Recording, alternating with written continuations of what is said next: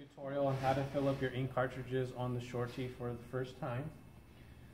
To take out the cartridges, you just push the tab in the back and then lift up. You may not have your cartridges installed yet, so we're going to at least go through them anyways. You got to have your syringe here that came with the printer and the special tip. You'll first fill up your cartridge.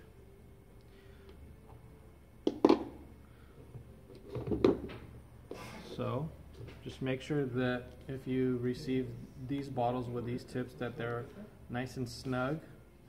You can also snip the tops so that it's easier to pour. So you'll basically fill up your cartridge with the ink. I've got my thumb down here holding the hole just so that I don't have any solution pouring out. Sometimes they can drip. That doesn't mean that the cartridge is bad, so just keep that in mind. Just wipe any excess ink off the top with a lint-free towel. We will put this back on.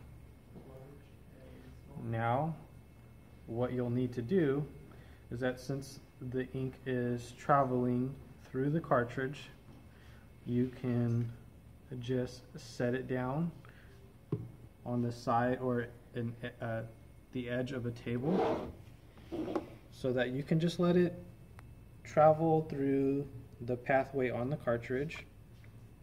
And once it does that, after a minute, you can then draw ink out of the cartridge.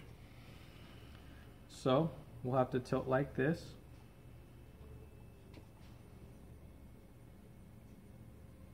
And then we'll suck the ink out. Just make sure that there is no air in this metal filter. So once we do that and we draw enough ink out, we can then let it sit. And just remember to place something on the floor if you need to, just in case there is some ink that may drip out of the cartridge. After that, and everything is, all the ink is traveling through the path and it's ready to go, you can just plug it into your printer.